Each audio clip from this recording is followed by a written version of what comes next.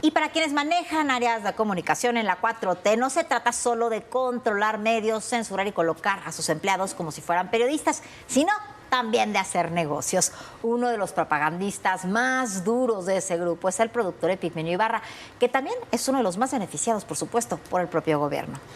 Mire, Epigmenio recibió, su empresa Argos recibió un crédito por el Banco de Comercio Exterior, un banco del gobierno, un préstamo por 150 millones de pesos durante la pandemia para su empresa, para Argos, en un momento en el que ninguna empresa, fue una decisión explícita del gobierno, era apoyada por la administración López Obrador.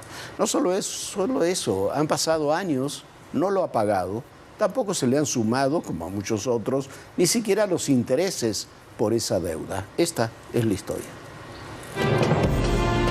La autodenominada 4T tiene a sus consentidos. Uno de ellos es Epigmenio Ibarra, el propagandista del Obradorato que aprovechó su cercanía con el entonces presidente López Obrador para quedarse con 150 millones de pesos de todos los mexicanos. ¿Cómo le hizo? Con el pretexto de la pandemia pidió un préstamo a Bancomext, banca de desarrollo del gobierno mexicano que a 7 años de distancia no ha pagado. Recordemos que en 2020 el gobierno fue muy claro al decir que no iba a haber subsidios para empresas en ese momento por el entorno de emergencia sanitaria que se estaba viviendo en el país, y pese a eso Argos Producciones recibe un préstamo de más de 150 millones de pesos. La garantía que dejó Epigmenio para echar mano de la millonada es poco clara. Ofreció en prenda equipo audiovisual, computadoras, vehículos, incluso las supuestas ganancias de un contrato firmado en 2013 con una productora de televisión. El sexenio de su amigo acabó y don Epi no pagó. Al contrario, reestructuró su deuda una y otra vez. La última reestructura fue prácticamente un regalo de López Obrador, pues se le autorizó unas horas de que el entonces presidente se fuera a su rancho, con lo que Epigmenio logró estirar la liga hasta 2027. A esta deuda se suma otra, una más vieja y de tipo fiscal, de más de 8 millones de pesos según una investigación de Mexicanos contra la Corrupción, deuda que ahora sí, dicen, le van a cobrar. Una de las empresas que estamos investigando o que rastreamos es la de Argos Producciones, que está ligada a Epigmenio Ibarra. En este caso, la empresa tiene adeudos que se registran desde el año 2020. Van a terminar embargando sus bienes porque lo ve el gobierno como la última alternativa para recuperar lo que no se les ha pagado desde hace más de 6 años. Pero Epigmenio no es el único morenista en aprietos. Acá tenemos otra empresa, IBN, la ligada a Arturo Ávila, que también recibe recursos, ya no por parte de un subsidio, sino por parte de contratos directos con la empresa, y aún así ambos terminan sin pagarle al SAT. Con información de Carolina Gallo, Azteca Noticias. Bueno, ahí está. Y en tiempos donde es tan difícil la economía para todos, tener un crédito desde 2020 de 150 millones de pesos y no pagar nada y que no le recarguen intereses es realmente, llama profundamente la atención. Es una tranza, para decirlo gráficamente. Y que horas antes de dejar el poder, López Obrador haya llevado el término para pagar ese préstamo hasta el 2027, es una burla. Pero no se trata solo de Epigmenio, y vaya que hay que platicar de Epigmenio. ¿Recuerda usted a Liz García Vilchis, aquella que salía en Quién es quién en Las Mentiras, insultando, agrediendo a periodistas, diciendo que las noticias eran falsas el sexenio pasado, que ahora repentinamente, de repente aparece ahí en la mañanera, dice ser periodista? Bueno, en realidad es una funcionaria del gobierno, como lo es su esposo, René Sánchez, que trabaja en Semarnat, al que repentinamente también le han surgido, como al nopal, muchas propiedades. Nada menos que 7 propiedades anunció en su declaración patrimonial. Casi todas, dice, claro, que están heredadas. Bueno, y mientras tanto, el periodista Jorge García Orozco ha denunciado a la diputada de Morena, a Candelaria Ochoa, por también enriquecimiento inexplicable luego de que la legisladora comprara una finca. ¿Y cuánto cree que le costó la finca? Pues 0 pesos. O sea, también dice, se la regalaron. Y siguen las demandas contra Genaro Villamil y Miguel Elorza, ellos por calificar como falsa información que es verdadera a través de Infodemia, información que es verídica y verificada. Las mentiras, abusos y corrupción de la 4T salen a la luz, un día sí y el otro también.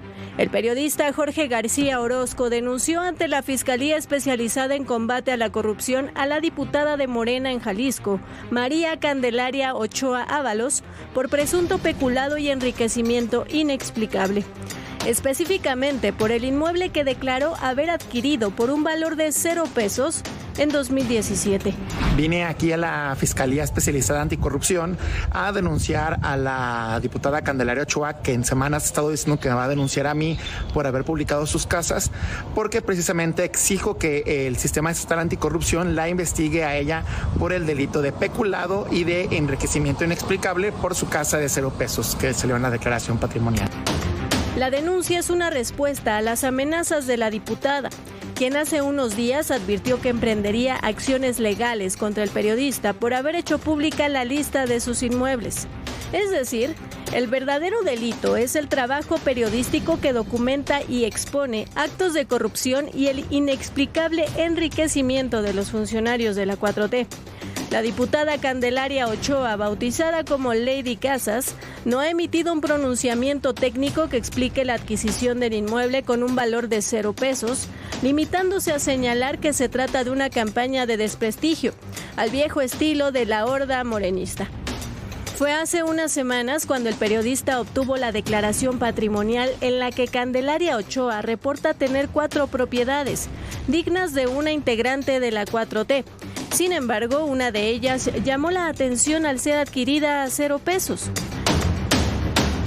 A este caso se suma el de René Sánchez Galindo, abogado general de la Semarnat y esposo de Elizabeth García Vilchis. A ella seguro la recordará, porque con serias dificultades lectoras presentaba la sección ¿Quién es quién en las mentiras? Durante la mañanera del sexenio de López Obrador. Resulta que la pareja está en el ojo del huracán tras revelarse su patrimonio en Puebla y la Ciudad de México. De acuerdo con información difundida en la columna del periodista Carlos Loret de Mola en el diario El Universal, Sánchez Galindo declaró ser propietario de 7 inmuebles con un valor conjunto superior a los 20 millones de pesos. Eso sí, dijo que varios son heredados. Entre sus bienes destaca una propiedad en el exclusivo club de golf Las Fuentes en Puebla, así como otras 3 casas en esa entidad, un terreno de 600 metros cuadrados y un local comercial. También exhibe la compra de un departamento en la colonia Roma de la Ciudad de México, adquirido de contado y por debajo del valor comercial en 2009.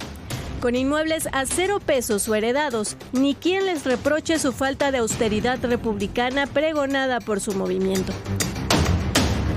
Mientras tanto, la Secretaría Anticorrupción y Buen Gobierno abrió un expediente contra el titular del Sistema Público de Radiodifusión, Genaro Villamil, así como al director de Infodemia, Miguel Ángel Elorza, por posibles faltas administrativas al calificar como falsas las investigaciones sin ninguna metodología y pese a que existe información oficial que sustentan los hechos que expuso el periodista Ignacio Gómez Villaseñor. Este jueves, la Sala Regional de Guadalajara del Tribunal Electoral determinó que el activista Miguel Alonso Mesa no cometió violencia política de género contra la jueza penal Silvia Delgado por sus señalamientos de haber formado parte de la defensa legal de Joaquín El Chapo Guzmán, ya que están amparados bajo la libertad de prensa. Con esta resolución que revoca la sentencia del Tribunal Electoral de Chihuahua y quedan sin efectos las sanciones contra Miguel Mesa que consistían en emitir una disculpa pública en sus redes sociales a la jueza, eliminar de sus redes sociales las publicaciones relacionadas al tema, así como la inscripción del activista en el registro estatal y nacional de personas sancionadas por la violencia política de género por un periodo de 180 días.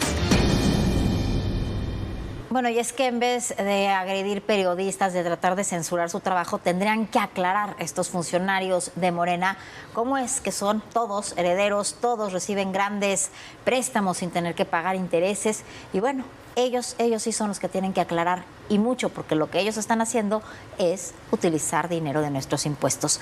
Y vamos a otro tema que también es gravísimo. Después de más de 2 meses que inició el derrame de combustible en el Golfo de México y de semanas en que el gobierno federal y estatal, también la gobernadora Rocío Nale decía que no había evidencias de problemas en las plataformas petroleras, que no había gran tema con el derrame, autoridades federales finalmente reconocieron que sí se originó este derrame en instalaciones de Pemex. Así lo dijo Víctor Rodríguez, director de la empresa. Afirmó que cesaron ya a 3 funcionarios por ocultar la información, y ellos no la ocultaron, la gobernadora Nale no lo ocultó, el propio director de Pemex. Y bueno, en conferencia de prensa del grupo institucional se confirmó que el derrame de hidrocarburos fue una fuga provocada en un oleoducto de 36 pulgadas que está en una zona de plataformas en Abcantún, ahí en la sonda de Campeche. En tanto, Rosaura Ruiz, secretaria de Ciencia, Humanidades, Tecnología e Innovación, dijo que sí existe la evidencia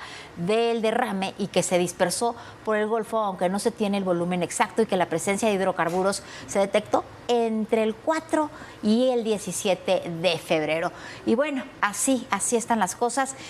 A partir del día 18 se empezó a ver claramente que había este petróleo derramado en el océano, en las playas.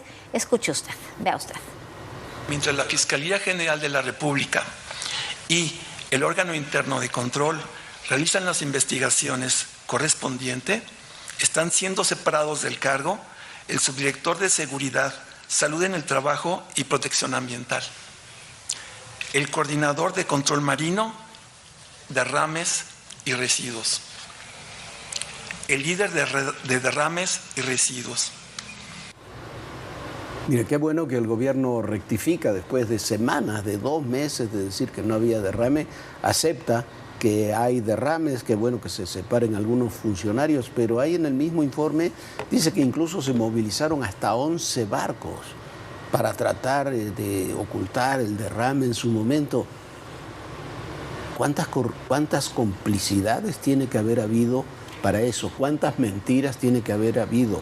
¿Usted cree que la responsabilidad de eso recae solamente en 3 funcionarios de segundo nivel? Bueno, hablando de corrupciones, hoy se informó que la Fiscalía de Tamaulipas tiene contratada a una de las empresas que esta misma semana fue denunciada por el Departamento del Tesoro de los Estados Unidos como parte del Cártel del Noreste. Así es imposible que le investiguen. Recordemos además que el abogado Juan Pablo Penilla, denunciado también por Estados Unidos como miembro de esa organización criminal, es asesor jurídico honorario, eso quiere decir que no cobra, del gobernador Américo Villarreal. Así también está la justicia en Tamaulipas, Viviana. Bueno, y vamos a otro tema muy triste. En Malinalco, Estado de México, secuestraron a Rogelio Poblete Zamora. Es un funcionario del organismo descentralizado del agua en una región donde la familia michoacana tiene un fuerte control precisamente sobre el agua y enfrenta una campaña de la Fiscalía del Estado de México para recuperar el control sobre el agua. Rogelio Poblete Zamora, director del organismo público descentralizado de agua potable de Malinalco, Estado de México, fue secuestrado por un comando armado la mañana de este miércoles cuando se dirigía a su oficina. El funcionario circulaba en una camioneta color guinda y fue obligado a descender de su vehículo para abordar otro, sin que hasta el momento se conozca su paradero. El hecho detonó un dispositivo de búsqueda en la región sur del Estado de México, donde las autoridades estatales y federales desplegaron operativos en comunidades como San Nicolás y el Palmar de Guadalupe. Las últimas pistas revelaron que la unidad utilizada por los secuestradores tomó la carretera Toluca-Taxco con dirección a Chalma.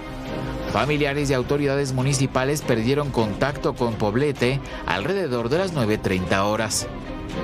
Según las autoridades, en la zona donde ocurrió el secuestro tienen presencia células de la familia michoacana y del cártel Jalisco Nueva Generación. Estos grupos delictivos estarían incurriendo en el denominado huachicol de agua.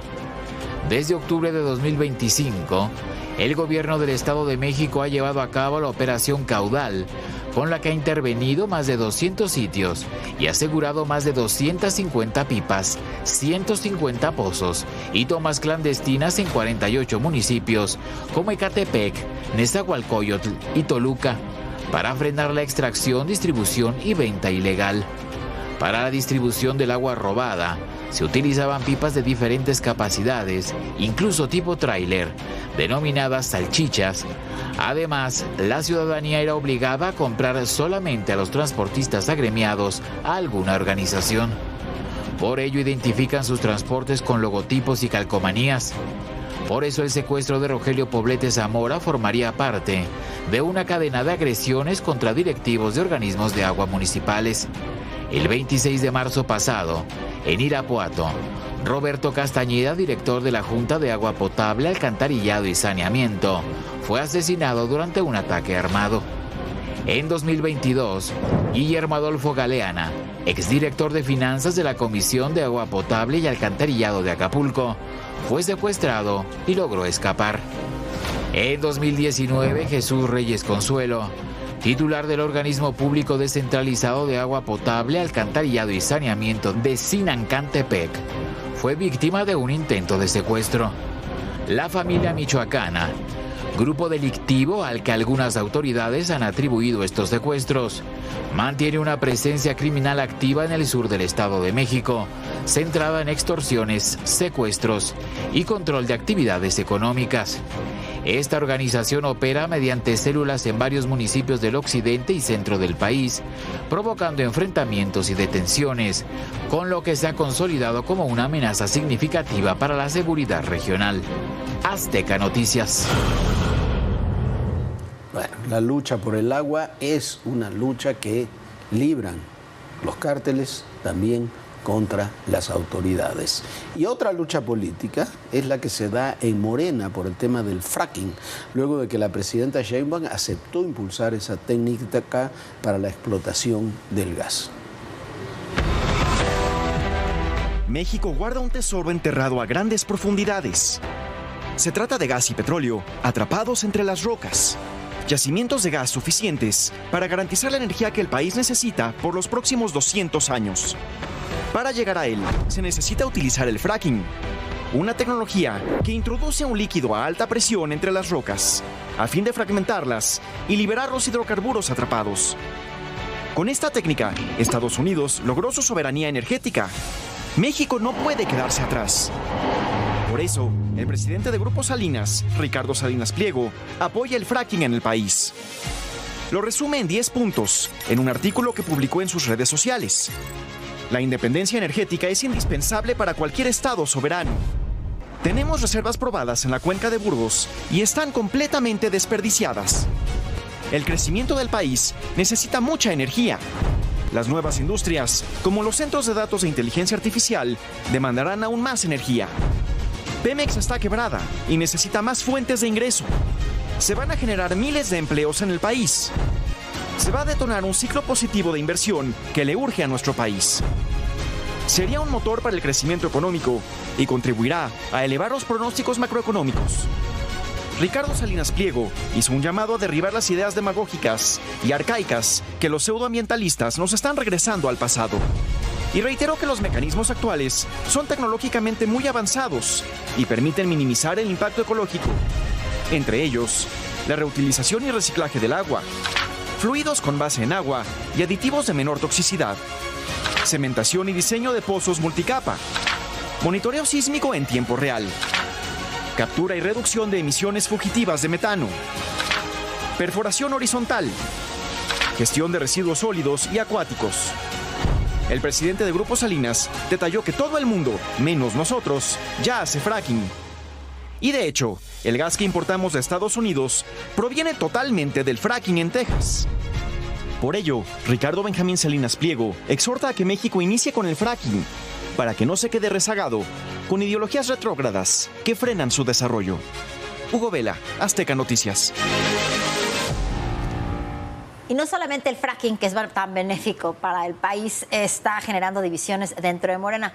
También hay otras luchas que se libran en su interior, en el interior del partido y con sus aliados. Por ejemplo, hoy Citlali Hernández dejó la Secretaría de la Mujer, donde pasó este año usted la vio haciendo algo por las mujeres, absolutamente desaparecida.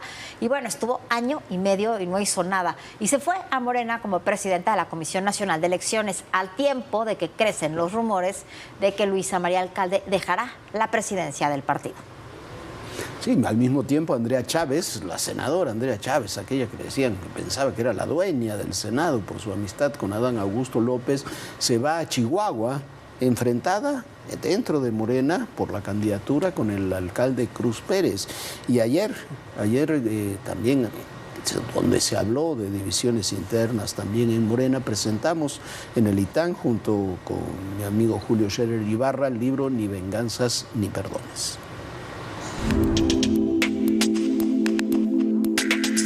Este libro es uno de los más leídos de la temporada. Ni venganza ni perdón abrió la conversación en el Instituto Tecnológico Autónomo de México. Ahí sus autores hablaron de la motivación para escribir esta obra. Sirven para que el ciudadano entendiera realmente qué es el poder, cómo funciona el poder y hacia dónde se dirige el poder. La verdad, la motivación original del libro es generar un documento que sirva como una rendición de cuentas. A lo largo de más de 300 páginas, se muestra una amistad al filo del poder entre Julio Scherer y el expresidente Andrés Manuel López Obrador, una relación que se analizó con estudiantes y maestros de esa universidad, desde las fallas en el combate a la corrupción hasta los sobrecostos de las obras faraónicas durante el sexenio pasado. El Tren Maya, empezamos con licitaciones de 70, 80 mil millones de pesos, 15 mil millones de pesos, que eran 70, 80 mil millones de pesos acumuladas y terminaron cientos de miles de millones de pesos. Entonces, claro que hay un problema. Un libro que cada vez se consolida como una radiografía del poder, pese a que la verdad, avalada con hechos, ha incomodado al régimen. Como los temas de algunos personajes como Jesús Ramírez, que hicieron y siguen haciendo mucho daño, personajes como Adán Augusto López, que hicieron y siguen haciendo mucho daño, como el ex fiscal Gers Manero, que hicieron y siguen haciendo mucho daño, y bueno, y hay que conocer. Sin duda, una lectura que busca empoderar al ciudadano. Por eso, lleva más de 7 reimpresiones en 2 meses. Itzel García Briones, Azteca Noticias. Y avanza la tregua en Medio Oriente, Israel y Líbano, que acordaron un alto al fuego por lo menos por los próximos 10 días.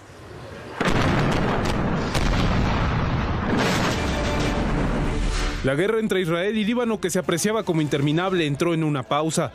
El presidente de Estados Unidos, Donald Trump, anunció que ambas naciones acordaron un alto al fuego de 10 días.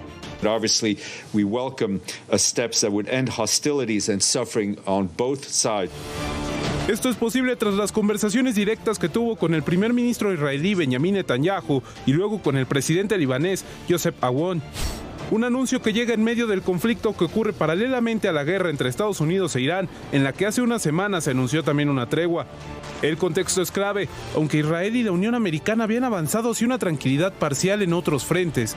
Líbano, aliado iraní, quedó fuera de esos acuerdos. Eso lo convirtió en uno de los escenarios más vulnerables de la crisis. Las cifras reflejan el costo, más de 2.100 muertos y cerca de 1.200.000 desplazados en territorio libanés desde inicios de marzo pasado. Entre los más afectados están los niños. Alrededor de 170 han perecido tras los ataques israelíes. Según datos de la UNICEF, 600 infantes, entre heridos y muertos, han sido víctimas de la ofensiva.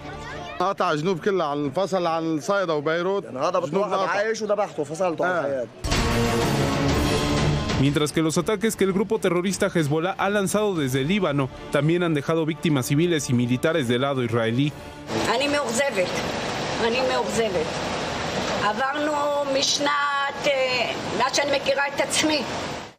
Trump no solo anunció la pausa, sino que también planteó un siguiente paso diplomático. Invitar a ambos mandatarios a la Casa Blanca para dar pie, según dijo, a conversaciones significativas. El republicano no se olvidó de sus diferencias con Irán. Aseguró que si se llega a un acuerdo con Teherán, él mismo podría ir a firmarlo a Islamabad. So maybe if they can get to the table, there's a difference. They agree they got to get to the table with a pen. We'll have that over with, and then we can focus on our great economy. Por el momento, el bloqueo estadounidense en el estrecho de Hormuz persiste. El Comando Central de Estados Unidos publicó un video que muestra cómo un buque mercante es desviado para que no llegue a los puertos iraníes. Por ahora, el alto al fuego es apenas un respiro. Como ha ocurrido en otras treguas en Medio Oriente, ofrece una paz momentánea, pero no garantiza una solución de fondo. La gran incógnita es si estos 10 días serán suficientes para transformar una pausa táctica en un acuerdo estable, o si solo marcarán el preludio de una nueva fase de la guerra. Con información de Salma Domínguez, Azteca Noticias. Bueno, sin lugar a dudas, un mundo muy complicado en este momento. Nosotros ya nos vamos. Muchísimas gracias por habernos acompañado. Mañana lo esperamos en punto de las 11 de la noche, por supuesto aquí en Todo Personal. Descanse, sueñe bonito. Bonita noche, Jorge. Muy buenas noches, Viviana. Muy buenas noches a todos ustedes. Y recuerden, en el poder y en la política todo, pero absolutamente todo es personal. Gracias.